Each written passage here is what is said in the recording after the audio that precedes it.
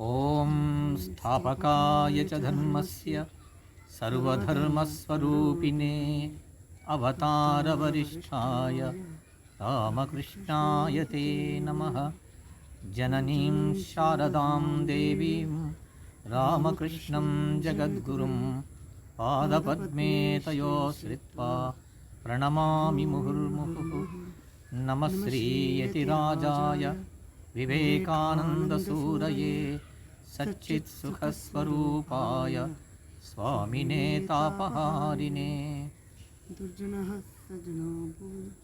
वसुदेवसुतं देवं कंसचानूरमर्दनं देवकी परमानन्दं कृष्णं वन्दे जगद्गुरुं। गुरुर्ब्रह्मा गुरुर्विष्णुः गुरुर्देवो महेश्वरः गुरुः साक्षात् परब्रह्म तस्मै श्रीगुरवे नमः। दुर्जनः सज्जनो भूयात् सज्जनः शान्तिमाप्नुयात् शान्तो मुच्येत बन्देभ्यो मुक्तान् अन्यान् विमोचयेत्। ॐ सहना भवतु सहनौ भुनक्तु सह वीर्यं करवावहै तेजस्विनावधीतमस्तु मा विद्विषावहै। ॐ शान्तिः शान्तिः शान्तिः। ॐ सर्वे भवन्तु सुखिनः सर्वे सन्तु निरामयाः सर्वे भद्राणि पश्यन्तु मा कश्चित् दुःखभाग् भवेत्। हरिः ॐ। So last class we studied about yama and asana and pranayama. So these are all the prerequisites for meditation. Otherwise we can say that preparation for meditation we call. So in order to succeed in meditation we have to follow these steps so that we can control the mind very easily. So today let us know about niyama. So in niyama it comprises shaucham, swadhyaya, santosha, tapas and ishvara pranidhana. So these are the components of niyama. Let us study in detail one by one. So first one is shauchaha. Shaucha in the sense purity, in other words. So external purity and internal purity. So there is a proverb in English, cleanliness is next to godliness. If external, wherever you do meditation, particularly, that area should be very clean. And you can experience that when the place where you do meditation, if that place is not tidy, not neat, it has its impact on our mind. You never feel like doing meditation. So in our daily life you have experience, even if the house wherever you reside, if that area is not tidy, not clean, then a kind of restlessness you feel. But just you experience, you do it practically, and you observe the place where it is not neat, and wherever you see there some unwanted things or dust and other things, and after cleaning again you look at the place and you feel a solace, a quietness, a kind of calmness you can experience. So for meditation we need that. And also the external purity comprises this bathing. Yes, so the body becomes so comfortable for meditation if you do bath. That's shuchi. And particularly in case of summer, yes, preferably you have to do bath 2 times, if needed 3 times also. So before going to do this meditation, so this cleanliness is needed. But external shaucha or cleanliness is not only is that we need internal purity also. So our thoughts and vibrations, thought vibrations, and these are also should be clean. It means internal purity also more important. Yes. So that we study in course of time, we study more about this internal purity. Yes, in future classes we learn more about this. And next one, santosha. So contented life. This is more important. It means whatever you possess, with that you feel happy, you contented. Santrupti. Santushtaha satatam yogi, Lord Krishna says.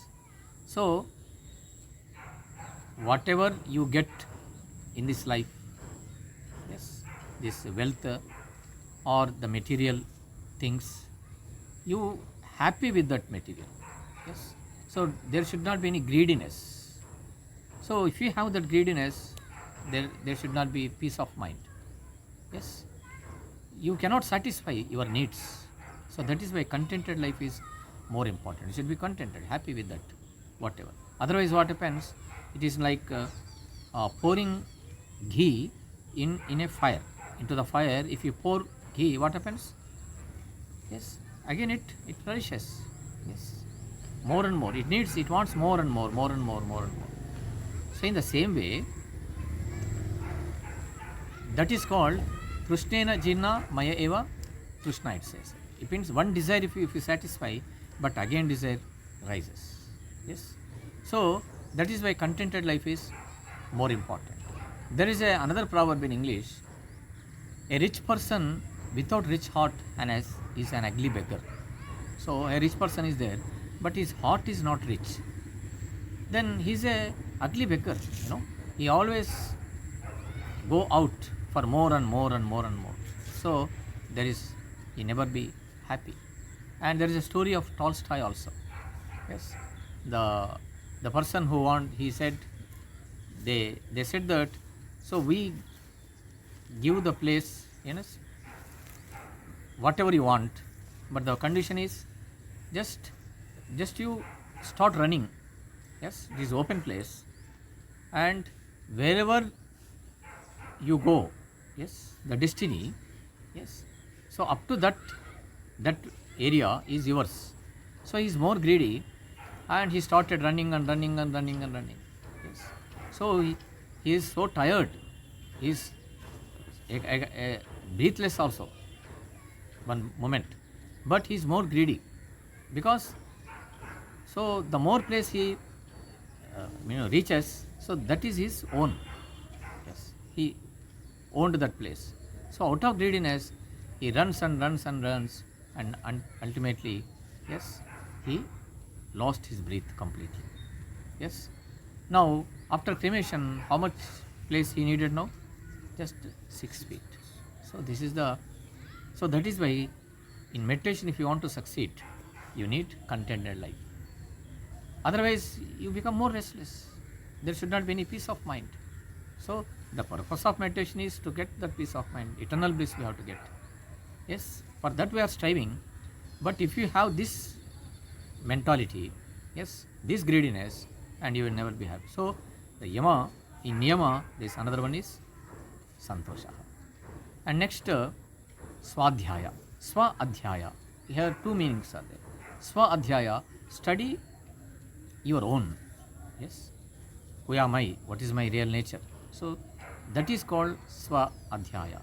And another sense, swadhyaya means reading holy books, a good books. Yes, so that before going to meditation, or whenever you get the leisure time, if you read the books related to this spirituality, yes, books related to realize our real nature, which helps us to gain knowledge related to this spiritual path, spiritual life, then if you read that, what happens? And it helps you to succeed in meditation. So your mind filled with noble thoughts, noble ideas. Yes. So say for example, Swamiji literature is there. So you are reading his literature is nothing but it is indirectly you are in, it is a kind of satsang. You are in contact with the Swamiji, his ideas, the powerful ideas you are receiving. So like that, if you read a good books, then what happens? It helps you to succeed in meditation. Then we need tapas. This is also more important. Austerity we call tapas. Tapaha means a kind of austerity. Yes. We say a person is with more perseverance, hardship, is doing a particular work, means we can call it as is doing tapas. It means a one-pointed mind to reach, to gain something. And another sense, this austerity means we should be ready to face some problems also. That is called tapas. In simple words, we can say that in this spiritual path, in this meditation, and we have to control our sense organs, and we have to lead a simple life, yes, and we have to lead a truthful life. So in this, what happens? We face some problems, yes, we have to face some challenges. People may not accept us, yes, they may not receive us in proper way, even family members. So we need a tapas. We have to bearing capacity, otherwise we call tapas. So olden days they used to do hours together, years together, they used to do tapas. Means bearing that all sorts of things, Sita, Ushna, yes, all what you call natural prevailing conditions. So that is called tapas. So in meditation, if you want to succeed, you should have this quality also. And lastly, Ishvara Pranidhana. It is nothing but surrender to God, surrender to Almighty. So there is a power created this world. Yes, ultimate energy is there, ultimate source of power is there, ultimate source of bliss is there. Yes, so if you surrender to Him, then what happens? A kind of support you will get, a moral support, and a ease out, we can say. You feel so easy. Say for example, a boy is going on the road, so rushy.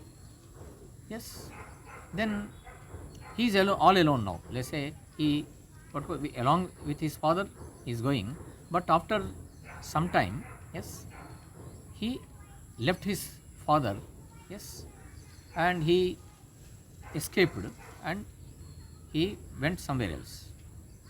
Then you see the mentality, that boy's position. See, he is more restless, yes, and a kind of unrest, uneasiness, a fear comes. So same area is there, but he is far away from that. But somehow, and he acquainted with his father, he joined his father. Now see that person's mental status, that boy's mental status. He feels so easy, he feels so comfortable. So someone is there to look after me. Someone is there. So if he's not there, if somebody is coming, or a police coming, or a big vehicle is coming, or any animal is coming, so he starts crying and fearful. He will. But when father is with him, yes, then see the difference. Yes. So in the same way in meditation, so we are doing our effort. We are doing our own effort. We are trying to control our sense organs and mind. That is there. That Purusha Prayatna is there. But along with that home deity, our favorite deity or Ishta Devata, so if we have faith on him, then what happens? With his love, with his blessings, and we feel that this meditation I can succeed. A kind of confidence comes. So that is why we have to surrender to God. Yes, otherwise what happens? That ego also comes. The real I suppresses and false I comes. So I can do. But when you have, it is clubbed with the blessings of that Almighty and your efforts, when go together, and meditation becomes so easy.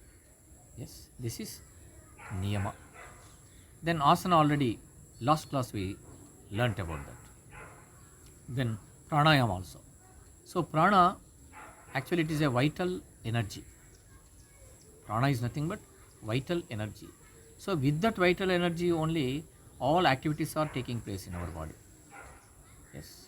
With that vital energy only, so we are moving here and there, and everything is going on in our body. So that vital energy projects or manifests in the form of respiration. Yes. So the controlling that respiration is called pranayama. So prana ayama. So inhaling and exhaling. So there is a relation between inhaling and exhaling, pranayama, and peace of mind. Yes. So when you are restless, then what happens? This breathing is not in control. Yes. When there is argument or something, so you feel that, yes, more emotional if you are. So breathing is so restless. It is not balanced. So in before doing meditation, if you do pranayama, then what happens? This it helps to control the mind. Yes. So for that, of course, nowadays we are thinking about Bhastrika and Kapalabhati and different types of pranayama. So, but that is pertaining to Hatha Yoga, not related to. It is nowhere concerned with this Raja Yoga or Patanjali Yoga or meditation. Says that is comes under Hatha Yoga for health point of view. If you have any particular problem, that Bhastrika and Kapalabhati, it is useful.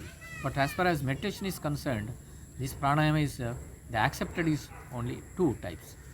Yes, one is inhaling and exhaling, Puraka and Rechaka, and second one Puraka, Kumbhaka, and Rechaka.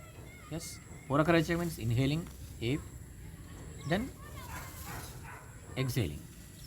Yes, again inhaling and exhaling, and second one inhaling and you sustain it for some time, then again you exhale. This is called Puraka, Kumbhaka, Rechaka. So this helps in meditation. This is it helps to calm the mind.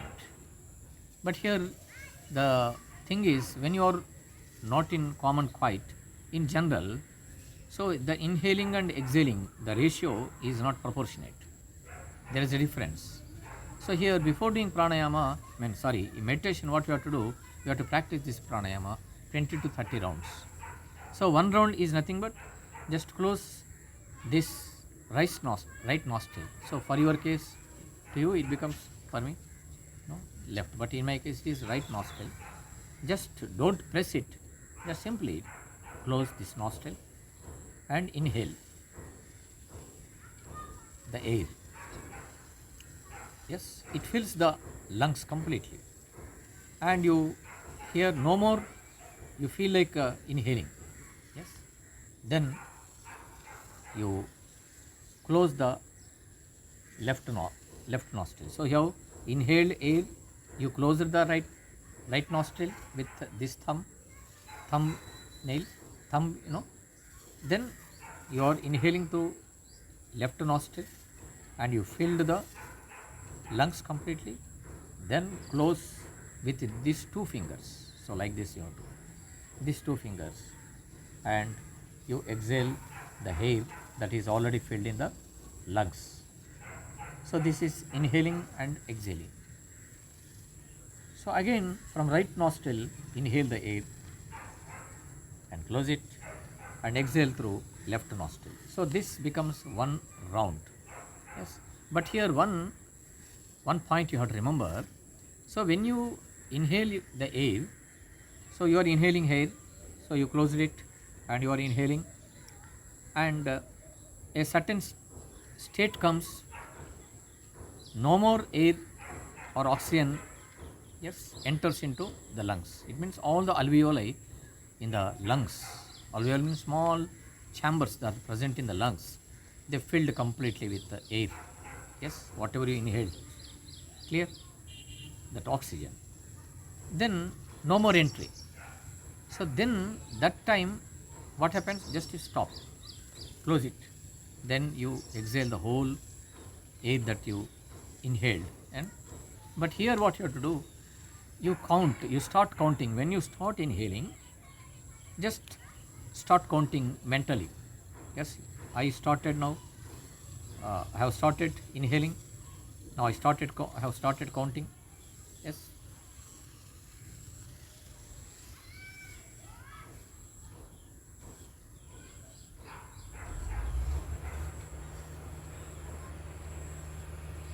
So 20 rounds.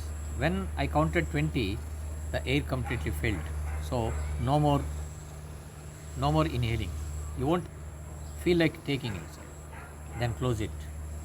Then you sent out that inhaled air in 20 counts also. Counts only. So 20 counts you inhaled, 20 counts, the whole air should come out. But in the beginning it is not possible. Yes, you start counting and start exhaling mentally 1, 2, 3, 4, 5, 6. So when you reach 17 or 18, 19 counts, still you feel that more air is in lungs. So at a time you can send out without making noise. But in practice, in course of time, and you can balance that. So inhaling and exhaling is balanced. So that results in the calmness of mind.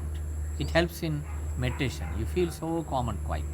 So there is a relation between this. So more inhaling and exhaling means the vibrations, mind vibrations are more. The in Chitta lake, the disturbance waves comes more. Yes, more thoughts comes.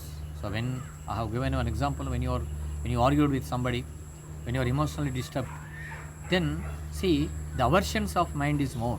So many thoughts comes, one after another. Yes. First you think about this and again that. Constant thinking may not be there. So many things your mind goes. Yes. So that is the relation between this pranayama and mental mind, aversion of this mind. So before doing meditation, we have to do this pranayama. Clear? So next kumbhaka also there. Of course, for this you need some conditions. Yes, our food and intaking of food. That is why yukta ahara viharasya, yukta cheshtastu karmasu, yukta swapnava bodhasya yoga bhavati dukkha. If you want to become a yogi, if you want to become a Raj yogi, or if you want to become a perfect, if you want perfectness in meditation, if you want to succeed, then you have to follow this. Even in addition to this yama niyama, then yukta ahara. So whatever food you intake, that also should be yukta. It should be moderate. It should be sattvic, because a part of food becomes mind. Whatever the food it is, a part of that food becomes mind. So if you take sattvic food and the mind becomes sattvic. So when the mind is sattvic, so it is easy to control. So if it is rajasic, more rajasic and tamasic, what happens? The aversion of this mind more, the vibrations of the mind are more, restlessness of the mind is more. So controlling becomes somewhat difficult. So that is why Lord Krishna says in Gita, yukta ahara and yukta vihara. Vihara means with whom you are going, where you are going. Yes, in leisure time, what places you are going, what place it is concerned. Yes, that is also more important. Clear? So that also impact on your mind. And yukta chesta, your actions also should be related to your meditating life. Yes. So if that is different, it is that is related to more disturbances. Yes. And more involving in mundane life, then what happens? That vibrations, yes, disturb in meditation. Yes, your chesta, your actions, your karma also should be sattvic, and that is pertaining to or related to this meditation. So then yukta karma, yukta swapna also. It means whatever daytime you deal, and they are in swapna also. Yes. So that is why these are the conditions. So yama niyama should be seriously you have to follow, and ahara vihara also should be correct. Then this kumbhaka, in the presence of a master you have to do. Kumbhaka in the sense, now you inhaled, then you sustain that. No breathing. either from nostrils or mouth, then exhale. But here a counting is there, a proportion is there. What is that? 2 counts if you inhale, and 8 counts you have to sustain, and 4 counts you have to exhale. Again 2 counts inhale, 8 counts you sustain that air. Yes, kumbhaka that is called. Again 4. If you multiply that, and if it is 4 counts if you inhale, 16 counts you have to sustain that, and second again 8 counts. It's a 4 8 counts you have to exhale. So that is the proportion. So if you increase, you have to increase gradually, slowly, but not at a time. Yes, out of enthusiasm, if you do more, it affects on our mind. So slow and steady. Lord Krishna says, "Shanai shanai ruparame buddhyadruti gihitaya atma samstam manakritva na kinchadapi chintaye." So slowly and steadily you have to do this. So that kumbhaka. So these two are preferable in our shastras and in Raja Yoga. So remaining, just now I have said, no, Bastrika and other things, they come under this Hatha Yoga. So pranayama, then pratyahara. So pratyahara means withdrawing the mind from outward things. Yes. So that I tell when we discuss about dharana. Yes. So dharana is now more important. So it is the very next step is after dharana is meditation. Yes. Dharana is the 6th step. So if you succeed in dharana, that leads to meditation. Yes. And if you succeed in meditation, and that leads to samadhi. Clear? So these are the preparatory steps for meditation: yama, niyama, asana, pranayama. So pratyahara in dharana it comes. So then what is dharana? So dharana is nothing but focusing our mind on a particular thing or an object. Yes. So it helps a lot. Even for the students, it helps a lot. The dharana helps a lot. And not only that, even for external life also this dharana helps us a lot in day-to-day life, with our dealings with the family, or in the office, or in the society. So dharana, if you practice this, yes, if you have that siddhi dharana, and it helps in our day-to-day life a lot. Okay. So now let us know what is dharana and how to practice it. So just now I have said dharana means uninterruptedly, without thinking anything, any other objects other than the object or thing that you want to focus. Yes. Your mind should concentrate on that. That is called dharana. Yes. So there are different methods. Of course, meditation, they say that you have to think of this breathing, and some they say on Om or a Jyoti. So different methods they say, but actually they are not comes under meditation. They comes under dharana, focusing on a particular object or thing or a material. It is called as dharana, not called as a meditation. Because why it is important means the mind is never idle. Yes. If you want to calm the mind, there are only 2 ways. If you want to control the mind, only 2 ways. Either it goes on the external things, or it goes inside, in inwardness or outwardness. You can put either, only 2 possibilities are there. Yes.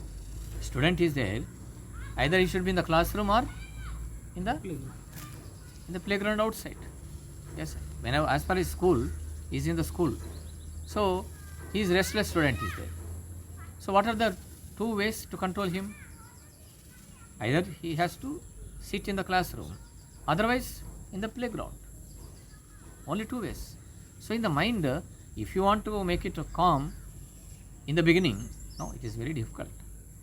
It either you have to think of this mundane life or worldly life, the other things, or it has to go inside. Yes, nearer to the antaryami, that soul, the source of happiness, eternal bliss. Yes, Shashvata Ananda we call. So only two possibilities are there. So here, meditation in dharana, what we do, and we do reverse to this Jagrata Avastha. In Jagrata state, and in the early classes I said, 5 objects are there, Vishaya, and sense organs there. And in these sense organs, always run after that Vishayas or objects and bring information and gives to the mind, and mind follows these things. But here, not in dharana, what we are doing reverse to that. Here what is happening now? That Vishayas are merged in sense organs merge in the mind, and mind, then there is no outwardness. And what is the way? Only inwardness. It goes in. So then we feel so happy. Yes. So for this, our ancestors, they studied, they contemplated. So when you are in deep sleep, yes, you are with so much of tension. When you wake up, they say that 1 or 2 hours you get sound sleep. When you wake up, you say, so I felt so happy. It was so happy in the night. Yes. So now who is the witness of that? Yes. That time the mind is not there, sense organs are there, but not projecting outside. You can't see anything. There is no feeling. There is no consciousness of your body also. Yes. But there is a thing that is observing all these things. Though they are merged one not another. But what is that? Your eye, the real eye, conscience. That sakshi, that is observing everything. So in pranayama, in dharana, what happens? Now we are doing reverse to that, and we are focusing our mind on a divine object. So preferably in this modern age, in the cult of Ramakrishna, and they say that you better to focus your mind, you keep your mind while doing dharana on a chakra. We have Shet chakra, yes, Mooladhara, Swadhisthana, Manipura, Anahata, Vishuddha, Agna, and Sahasrara. So these three, starting 3 is awakening condition in ordinary people, all people. Yes, Mooladhara, Swadhisthana, Manipura. But above that, right from Anahata, it is not blossomed. Yes, not awakened condition. So they are in dormant state. So we have to focus our mind, yes, these different chakras. So preferably it is advisable to focus our mind on this Anahata chakra. So at the time of while doing dharana, we have to focus our mind on Anahata chakra, and Anahata chakra again on that our deity. Yes, the God who likes more.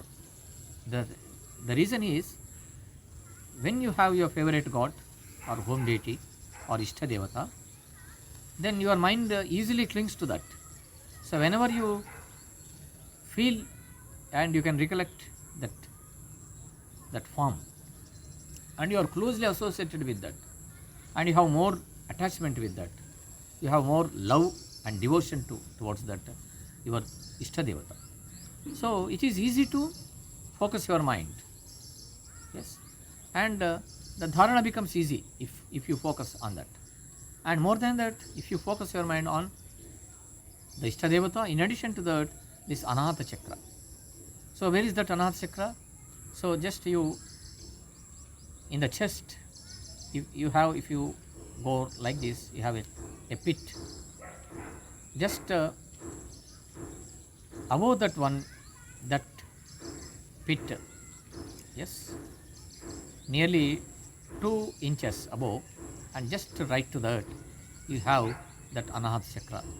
Yes, our Shastras they say. So it is in the form of a lotus, 8 petals lotus. Yes, so our mind should focus on that Anahata Chakra. Yes, where I have said no. Then it is now up, downward position, and you have to, before doing dharana, you have to feel that now it has become upward and it has blossomed fully. Yes, so yes, blossomed and shiny. Yes, and radiant. Yes, then in that you, what this your Ishta Devata now residing. Yes, you have to feel that he resides there. Now you close your eyes and focus your mind on that lotus, in Anahata Chakra, that lotus, that spot, and in that your Ishtadevata is residing, and he is looking at you and you are looking at him. Then close your eyes and focus your mind on that only, that lotus, fully blossomed, so radiant, shining, and your Ishtadevata is residing, and you are looking at him, and think of his lotus feet, hands, and his chest, shoulder, neck, and his face. Again, look at his face, neck, shoulder, chest, and his hands and lotus feet. So, at least 17 seconds, 17 to 20 seconds in the beginning, you have to focus on that form only, on that particular spot, and no other thoughts should come. Yes, then it is called you are succeeded in dharana, that is the dharana siddhi. Up to 17 to 18 seconds in the beginning, uninterruptedly you have to think of this only.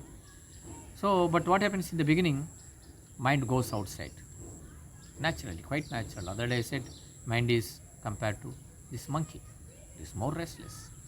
So then what you have to do, whenever mind goes outside, again it bring back that yato yato nischarati manas chanchalam asthiram tato tato niyameta atmanyevasham nayet.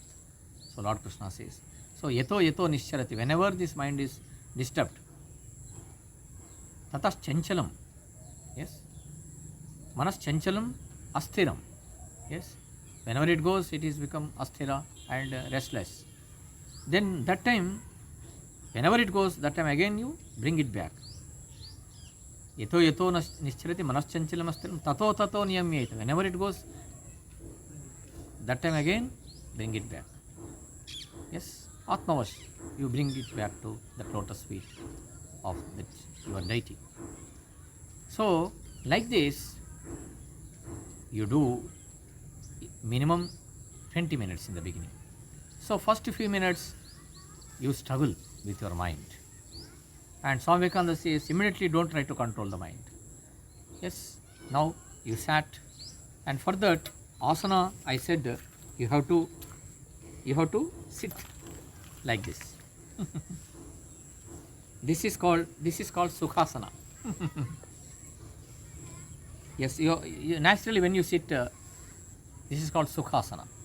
Yes, otherwise this is, and you know very well, this is what you call, we call it as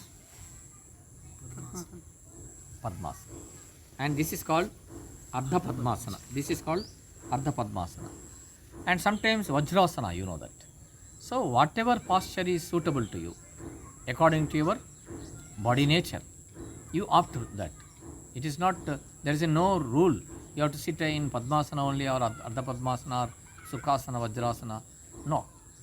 He said, Sthira Sukham Asanam. You have to sit constantly, erectly, Samankaya Shirogriyavam Dharimachalam Sthiram, and next you have to, it should be more comfortable. Yes.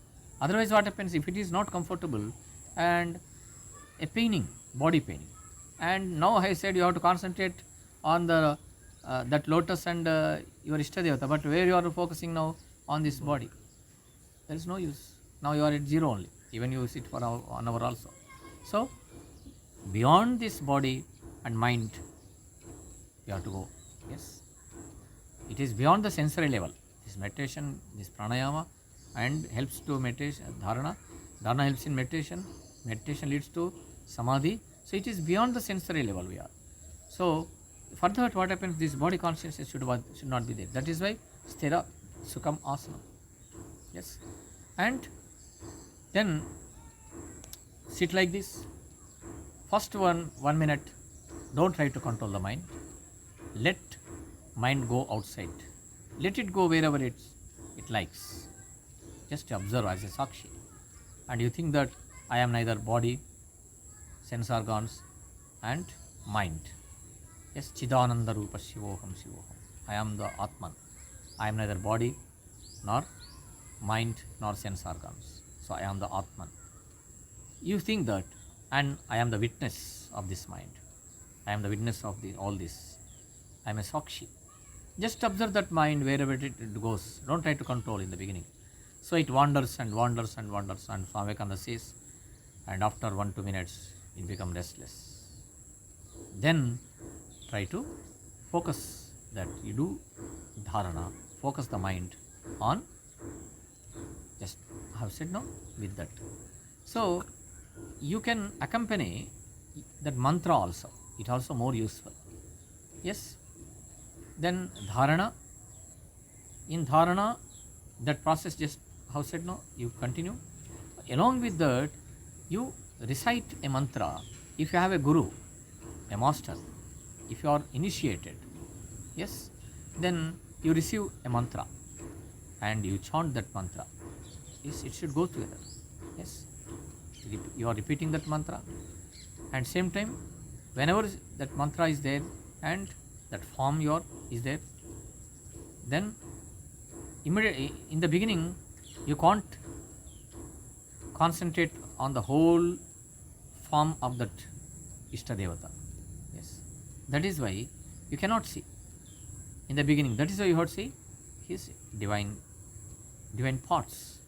Yes, after some time, then again after some time, just you try to focus on the whole form of that deity. But in the beginning it is not possible. That is why hands, legs, yes, legs, hand and shoulder and or on this, and this shoulder and chest, neck and his face. Again we think of face, neck, shoulder, and then chest, hands and these legs.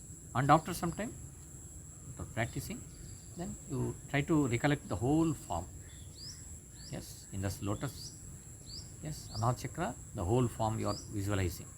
Yes, so here this is dharana. So uninterruptedly you have to do that. Not a matter of some seconds, but minimum 15 minutes you have to practice this dharana. How much time you have to do? Minimum 15 minutes you have to do in the beginning. Yes, and you need not worry that mind again goes outside. Yes, whenever it goes, and you brings back. And here one thing, you have closed your eyes. Now you started dharana, and mind goes outside, and you are aware that mind has gone outside. Clear? You are aware that mind has gone outside, and you can bring it back. Clear? So when you practice this, and you will get a power of controlling that mind.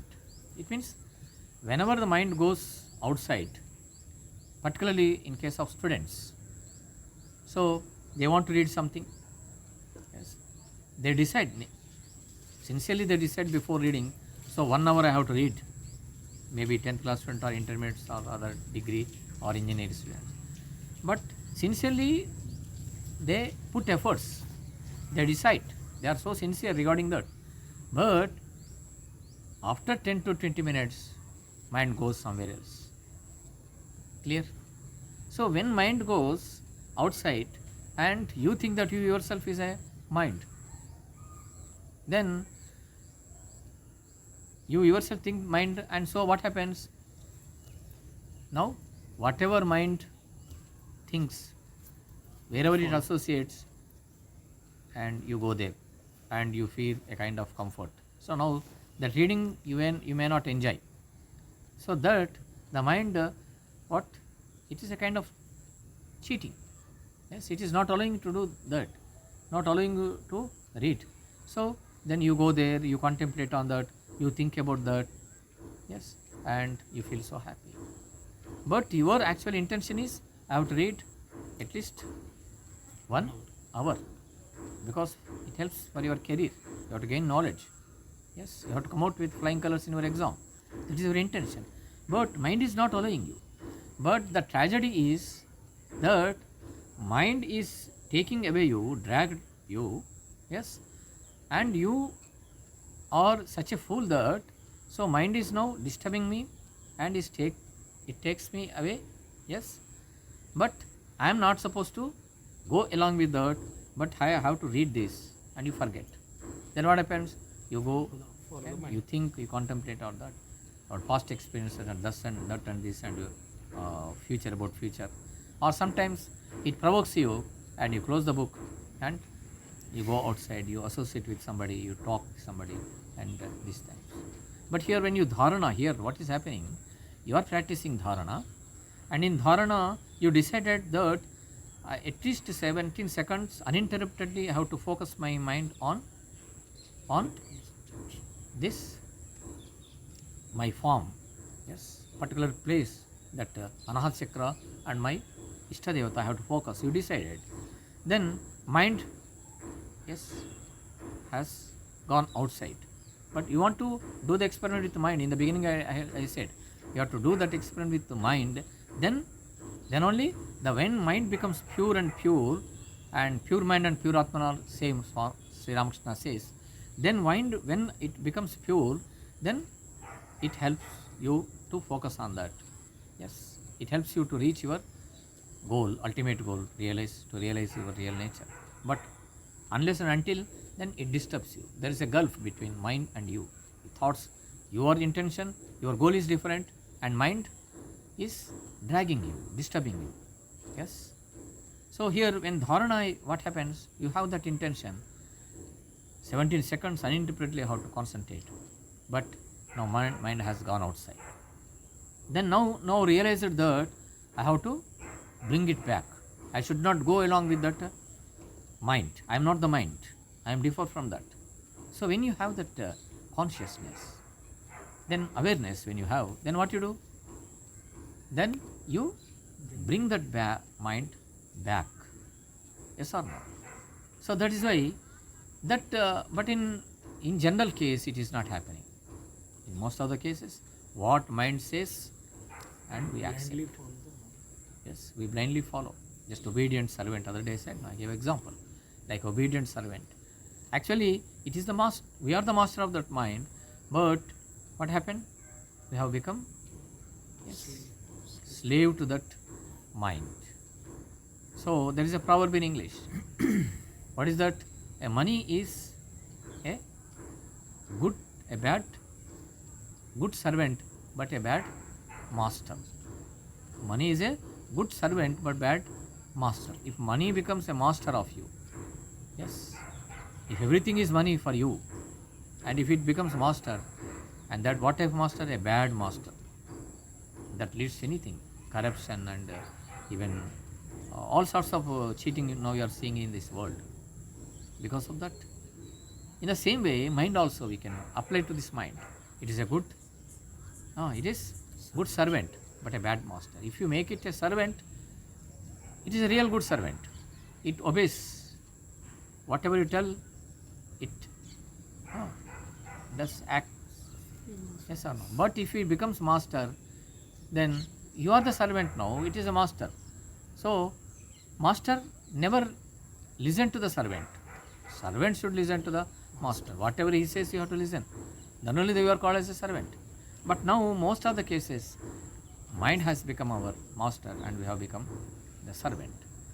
So that is, so Ranganatha Mala says that the dog is there and tail is there. So actually dog wag the tail. Wagging of the tail should be done by the dog. But here now opposite to that, the tail is wagging the dog.